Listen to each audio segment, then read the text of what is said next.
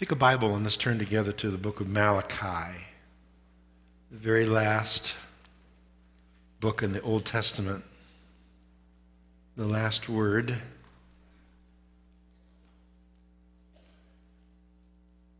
Malachi chapter 3, beginning verse 6. We'll get to that in a second. Our theme these 3 weeks is generous, on stewardship, how we handle our tithes, our money, our talents, our time. And theme this morning is bring the whole tithe in the storehouse. Last week, I gave the reason to be generous, and that is because God has first been generous with us. I have friends who, pastors who don't preach about money. They're afraid they're going to offend people. I've never really taken that approach, although I don't know how effective I've been at preaching about money and the handling of money. The verse last week, the focus of verse last week, 2 Corinthians chapter 8, read this way: just as you excel in everything, in faith and in speech, in knowledge and complete earnestness, and in your love for us, see that you also excel in this grace of giving. And you want to excel at a lot of things, but excel in this one thing, grace of giving. As I said, I'm never sure how good I am at preaching about money. Like this cartoon, these guys that came out of church one day. It's the best sermon on giving that I've ever heard. I don't know that I've ever been that effective, but money is a sacred trust, and it's symbolic, not just spiritually, but it's symbolic in our culture. It has powerful symbolic power. And it's also symptomatic of really the condition of our posture before God in profound ways, more ways than I can do justice to unpack this morning. I want to give you a definition of financial freedom. This is, I've taught this before, but this is what it means. It's when I'm free to serve God's eternal purposes with my temporary wealth. And when we approach life that way, we're free in many, many ways. I want to give you 4 stewardship axioms, and this is all just groundwork for what I want to talk about today. Here's the first one: all things belong to God. You believe that? Secondly, all things come from God. Everything you have has been given to you. There's no self-made man or woman, really. And your next heartbeat happened not because you decided to make it happen. It's a gift, right? Like that verse that comes from 1 Corinthians 4:7 says, what do you have that you did not receive? And if you did receive it, why do you boast as if you did not? Everything we have is a gift. Here's a third axiom: all things will be made new, which means all these things will pass away. And here's the fourth one: God will make rich in all things those who are willing to be generous at all times. His generosity is the truest reflection of the character of God. He's a generous God. Now, let's read Malachi 6. This is the word of the prophet, a word to the priests of the time around the 5th century BC, and the final word of the Old Testament record. Here's what God says. He says, I, the Lord, do not change. So you, O descendants of Jacob, are not destroyed. Ever since the time of your forefathers, you've turned away from my decrees and not kept them. Return to me, and I will return to you, says the Lord Almighty. And you ask, how are we to return? It's a good question. How do we get close to God? And he chooses this. He says, will a man rob God? And yet you rob me. But you ask, how do we rob you? In tithes and offerings, he said. You are under a curse, the whole nation of you, because you are robbing me. Bring the whole tithe into the storehouse, that there may be food in my house. Test me in this, says the Lord Almighty, and see if I will not throw open the floodgates of heaven and pour out so much blessing that you will not have room enough for it.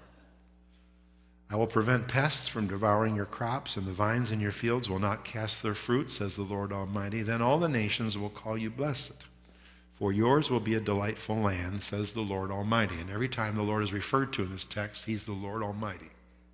Lord Almighty. How do I rob you?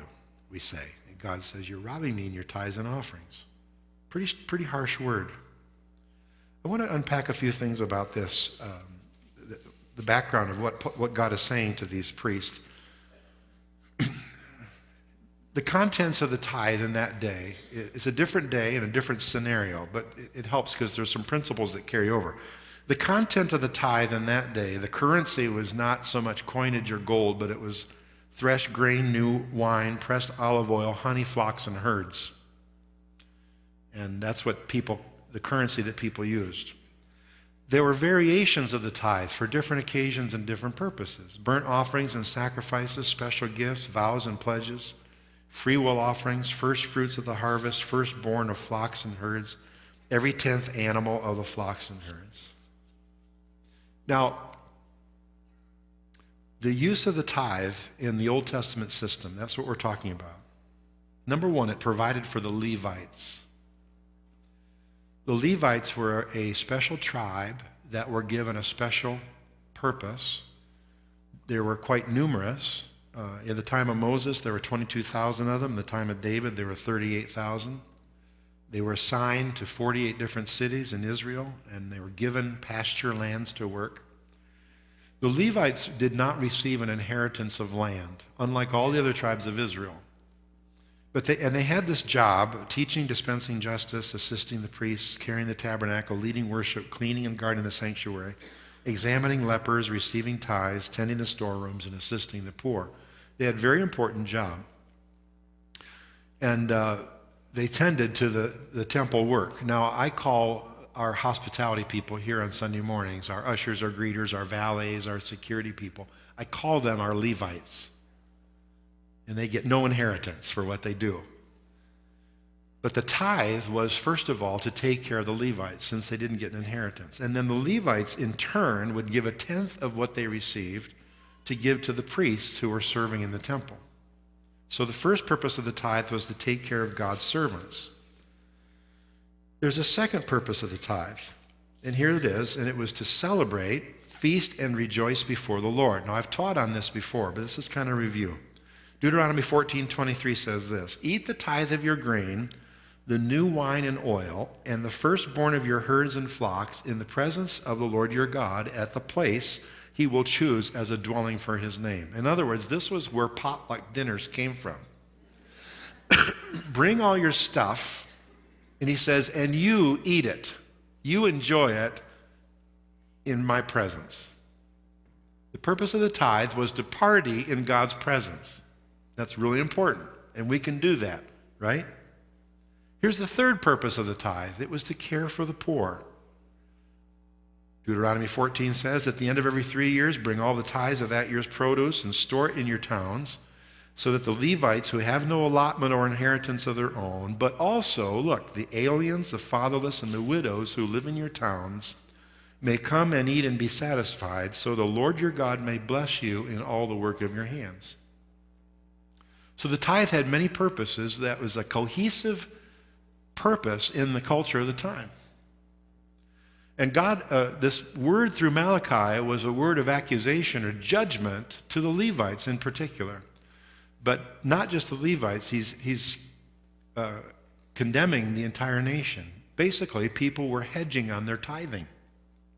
They were holding it back. The Levites would get their part and they would hold it back. And so it's like this logjam of what God had desired to be, this free-flowing culture of generosity and care, became a logjam because of hoarding.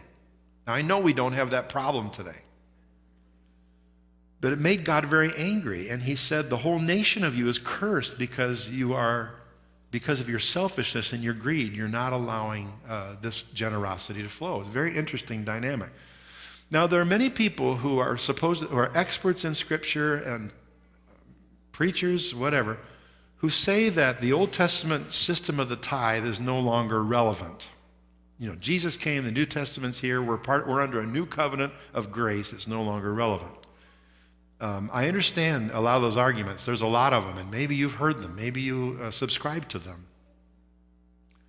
I want to share with you this morning how, yes, the Old Testament tithe and currency and culture and economy is not with us today. But the principles of the tithe are still with us and still relevant and still powerful.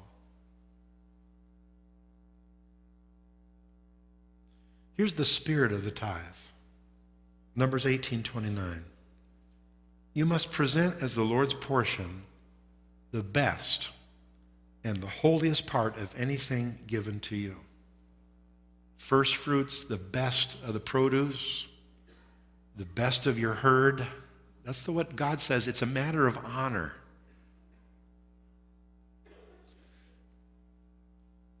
But is it relevant today? I did all that as background to kind of set up what I want to share with you now. This is what we do at Spring Arbor Free Methodist Church. I'm going to give you an overview, a little bit of an ecclesiology this morning. What we do at Spring Arbor Free Methodist Church. Now, you've been here the last 2 or 3 years. You've heard me talk about this all the time. Everything that we do as a church, you could put in one of these 3 categories. Worship, loving God with all our heart, soul, mind, and strength. Connecting with each other, loving each other, and then serving, loving our neighbor. These are biblical terms, and they're all through the New Testament. And wherever the church has gathered in space and time, it has always done these 3 things, and they have to be held in tension together. If you take one of these 3 things out, the church becomes infinitely less than what God created it to be. I just hold that thought. Our worship is all that we do, next slide, all that we do together to know, seek, and to love God. That's our worship, not just what we do here for an hour on Sunday morning, but our prayer, all the ministries of prayer. We come together to pray, ministries of coming together to grow and to study the scriptures together. It's all under worship. It's not just the hour here on Sunday morning. In Exodus chapter 35, it talked about the validity of the tithe given to worship. Everyone who was willing, whose heart moved him, came and brought an offering to the Lord for the work on the tent of meeting, for all its service, for the sacred garments, gold jewelry of all kinds, brooches, earrings, rings, and ornaments. They brought their gold, not just herds and flocks. But moving to the New Testament, there's a story that perhaps you've heard before that maybe you've never considered this in the light of offering and tithe and giving. The story was Jesus was reclining at the home of a Pharisee having dinner when a woman walked in. She carried an alabaster jar of very expensive perfume. And she broke the jar and poured the perfume over Jesus' head. The story goes that the Pharisee there was muttering, as well as some of the disciples, saying, "What a waste of money. That perfume could have been sold and done a whole lot of good for the poor." And it's true. But the story goes that Jesus heard their complaints and he stopped them and he said this. He said, "Don't stop this woman. She has done a beautiful thing." He said, "She's preparing me for my burial, and what she has done will be remembered." But there's a deeper thing going on, probably more than anybody else in the room. The woman came and did this irrational, gratuitous thing simply because she recognized she was in the presence of God. Simply because she loved him. And what Jesus was saying is, in order to give resources and money for the purpose of worship is right. It's gratuitous. Because when it's done out of an act of love. Worship is one of the things that we do. The second one is connect. All that we do to come together in caring community. Small groups, Sunday school classes, Thursday night seniors, young at heart. We do many, many ministries in our church that just are designed for us to be in the same place together where we can encourage and be encouraged and care for each other. That's legitimate things. The tithe in the New Testament also went to this aspect of the ministry. Acts chapter 2, verse 44 through 45. All the believers were together, had everything in common, selling their possessions and goods they gave to anyone as he had need. That's within the body of Christ. Or in Acts chapter 11, the disciples, each according to his ability, decided to provide help for the brothers living in Judea. This they did, sending their gift to the elders by Barnabas and Paul. The church caring for each other is a valid use of money. Are you with me so far? Just call me Pastor Obvious. Here's the third thing we do. Serve, meaning we love our neighbor, meaning this is our focus and attention to those who are outside the church walls, outside the fold. All that we do in the world to love and serve our neighbors and share Christ with them. It's interesting when you read Paul's letters. I'd never seen this before, but I was glancing through his letters, especially the greetings, the beginning and the closing greetings, where he gets into personal logistics of what he's about at any given time. Paul was a missionary, meaning his work was to continue to extend the boundaries of the kingdom, reaching new populations, new regions of Northern Africa, Asia, and Southern Europe. In his letters, Paul gives indication of how people supported his ministry. He said this to the church in Corinth, chapter 11, 2 Corinthians 11. I robbed other churches by receiving support from them so I could serve you, he said, so I could bring the gospel to Corinth. And when I was with you and needed something, I was not a burden to anybody, for the brothers who came from Macedonia supplied what I needed. And another incident is in the church in Philippi. To the Philippians, he wrote, in the early days of your acquaintance with the gospel, when you were just a fledgling baby church, when I set out from Macedonia, not one church shared with me in the matter of giving and receiving except you. These churches were helping in the missionary endeavor to expand the kingdom, presenting the gospel to people who were outside of the bounds of the church. What we do at Spring Arbor Free Methodist Church, worship, connect, and serve, what I'm saying to you is this. The biblical precedent is there. All three of those activities, worship, our direction up, connect, our focus inward, serve, our focus outward, all three are absolutely integral to the life and mission of the Church of Jesus Christ. Secondly, all three are valid buckets through which we can give our investments. Are you with me so far? Again, call me Pastor Obvious. But I share all that to say this to you. Not everybody agrees with that. Those three circles are balanced in intention and they overlap. And where those three things overlap, the church becomes visible, powerful, tangible, and effective in the world. You take any one of those three circles out or diminish any one of those three, or if one splits off, the church becomes infinitely less than what God created it to be. Right? Here's another picture when that happens. Perhaps today, in fact, evidence there is today, perhaps in years past, the church has not given equal energy and resources to all three circles. There was a day, and perhaps churches today, maybe we're guilty of this, maybe you're students are part of a church that you know of, where a lot of energy and resources and people power and money is given to worship, taking care of the temple, or maybe a little bit less given to taking care of God's people, but hardly a thought to take care of the world for whom Christ died. You understand? So big dollar sign for worship, a little bit smaller dollar sign for us, connect, and only a cent symbol for serve. Sadly true. The amount of money that churches spend on themselves in America today is ungodly, just to put it lightly. But the whole pendulum swing has swung the other way in reaction to that. Here's the way the picture may look today, maybe in some of your minds. A lesser value on the church at worship, only a cent symbol, or the church in community, God's people taking care of each other. But today, the hip thing about any church is their serve. Serving the poor, ministries of compassion, both here and around the world. Dollars are flowing to the serve today, and there are people who are disconnecting that from the other valid aspects of the Church of Jesus Christ. There's such a thing called donor behavior that anybody in development, people trying to build a university, they're all aware of, how donor behavior has changed in the last 20, 30 years. And you can just about predict what it is. People used to give out of loyalty.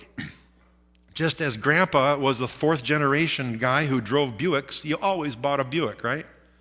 And when people would give their money, it was always to their local church, to what they knew and their denomination. That's no longer true anymore.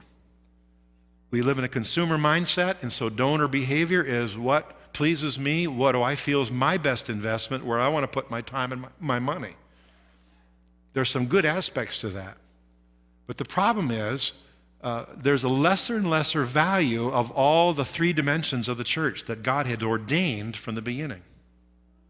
And so now people give to one part of it, but they disregard or neglect the other part. And we see that all the time. But I'm sharing that with you to say this is a trend, and you may not realize it. You may be someone who you never thought about this before, but in your mind you would say, yeah, I feel that way myself. I want to give my dollars to an earthquake that hits Haiti, or when a tsunami hit Myanmar. Not a tsunami, that's inland. I mean a typhoon. And people give lots of money. We gave $45,000 in one day to Haiti after an earthquake 3 years ago. I'm glad we did that. But the problem is that's only one aspect of who we are as a church and what we're called to do. In other words, I'm going to get this. I'll get this picture to you in a second. Here's the potential of the tithe. Now I'm really talking in-house here. I'm talking about Spring Arbor Church. We had a consultant help us about 4 years ago as part of a renovation campaign, and we discovered that in 2008, giving per household among our people, Spring Arbor Free Methodist Church, was 5.1% of income. Tithe standard is 10%. Our people gave 5.1%, which is disappointing that it's not 10%, but I need to tell you that's 2.5 times the national average for Protestant Christians in America today. In 1968, Protestant Christians gave 2.34% of their income to God's work around the world. By 2009, Protestant Christians in America gave only 2% of income to God's work around the world. Only 7% of American Christians, these are people who claim to know Jesus Christ, only 7% of American Christians return a tithe. Everybody else is less. Now, I need to be honest with you. It's hard. One reason it's hard to preach about this is that to speak about giving money to God's work in the world is only coherent to people who really love God. To someone who doesn't believe in the gospel, who's struggling with belief, it's really not meaningful to talk about giving.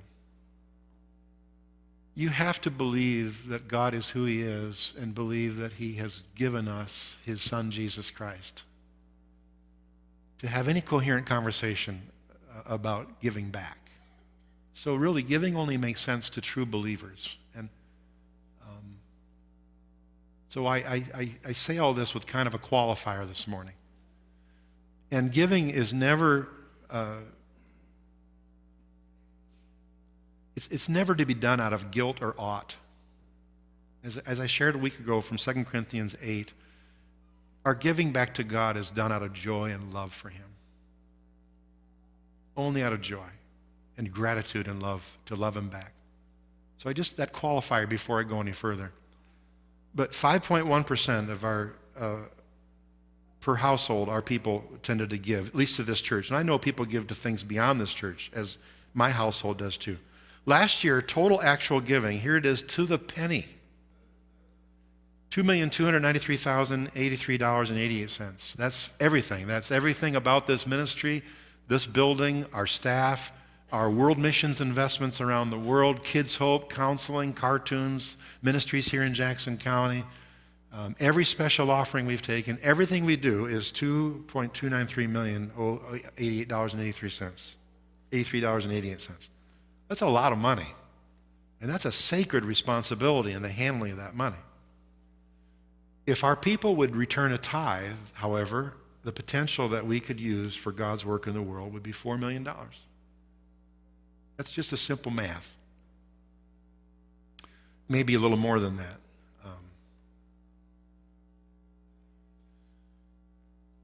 Here's the next the slide I wanted to show you. I took our 2013 our 2013 investment in ministry in the world, and I applied it to these three circles: worship, connect, serve. And it took me a long time to do it. I went line by line in our budget. You could tell I was a slow night when I did that. But here's what it looks like. And what I discovered really shocked me. All the ministries and staffing that is designed to lead you in worship, to lead you, us together in prayer ministry, to lead us together in studying scriptures together, $879,000. That's everything from keeping the lights on in this room to everything.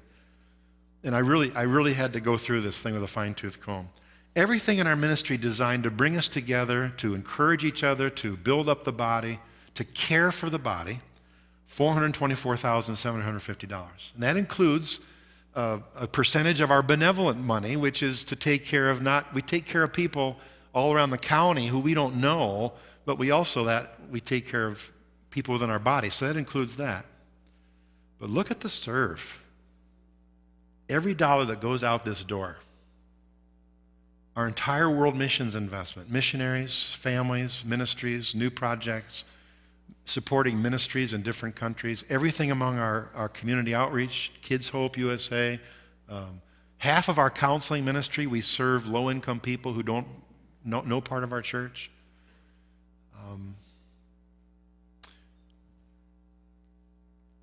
And that also includes this year, something you'll hear about in a few weeks, a pretty significant challenge that we're facing with other churches in our conference, trying to eliminate a debt that our conference is burdened with, and that's all you need to know right now. But look at that number, $1.139 million, by far the largest circle. And I'm really delighted with that. And I look at that and I say, God, that's a sacred trust. Every penny that comes to us is a sacred trust from the Lord. And the way we use that is very, very, very, very important. And information for anybody that would want to have that is available to you. Everything that we spend. We have many people in our congregation who can bear witness to the testimony of somewhere, someplace, the light bulb came on, and they first of all came to grips with what God had done for them in Christ, and they believed. Many of you are in that category. And the second light bulb came on when they realized that everything they have, everything they possess, everything that they are is a gift from God. That we are stewards, and the word steward means you're not an owner, but you're a caretaker of what God has entrusted to you. We have many people testify to that, who know that. But I know there's many people that have not, that's been a real speed bump in your walk with Christ. You're nowhere near there. You've got all kinds of fears and reasons not to be there. When we first got married, Linda and I, it was the easiest thing for us to do. One of the foundations of our home is we established that our stuff belongs to God. And from the day one of our life together, we have always returned more than a tithe, much more. I'm not going to tell you that. The IRS knows that, but you don't need to know that. Far more than a tithe every year. And we've never missed what we gave away. In fact, I can just bear witness that God has provided for us in ways far beyond anything we would ever imagine. And I hear that story over and over again. It almost sounds cliche-ish, but it's true. And people who order their money before the Lord usually do not experience the financial chaos that people who don't. We're going to close in prayer later at the end of the service, and we're going to pray for us and for people who there's a next step for you in this trusting in God, and praying for people with jobs who are without jobs. I'm going to do that this morning. Had an email from a gal in our church. She's a member of our congregation. She's older now, but I knew her when she was younger, and her husband left her with 9 children. And she moved here to town, and she had to slug it out on limited income with 9 kids. And she talked about how she loved God, and she protested, but she she decided to trust God. And she began to tithe her income, her limited, meager income, to the Lord. And today she is a leader in our congregation. She has a beautiful family, kids who love Jesus, grandkids who love Jesus. And God has blessed her. She'd be the first to say, God has blessed me. I hear that story all over and over and over again.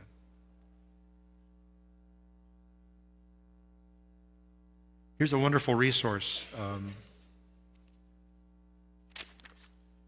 Next slide. There it is. 40-day spiritual journey to a more generous life. $7 costs you money to be generous. And there's a phone number and a website that you can look into, Generous Life Info.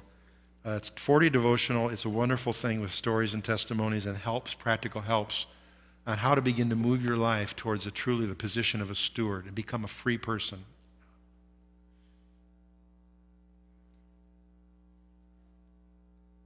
Those who I know, and myself included, I don't give to God because some preacher told me that if I give $100 to God, he's going to return and give me 100-fold. If he does, I won't stop him, but that's not why. I position myself before the Lord as a steward, and I return to him what belongs to him in the first place. Number one, I love God's work in the world. The second reason I do that is I love you. I love the fact that this is us together. But the main reason I do it is I love him. Worship, connect, serve.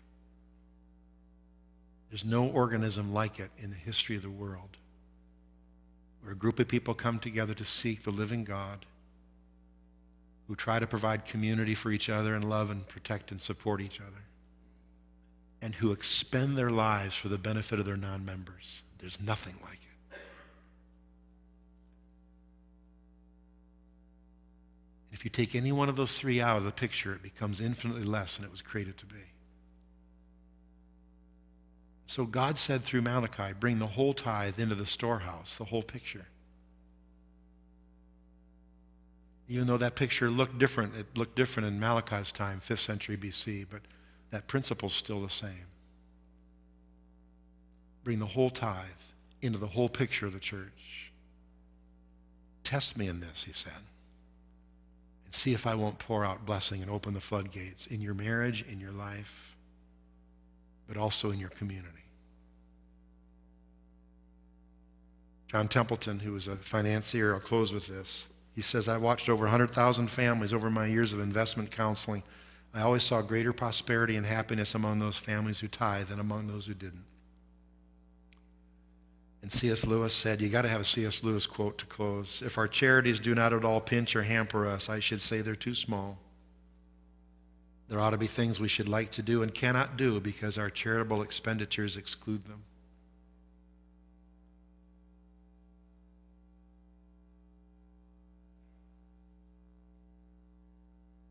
I give because I love his work in the world.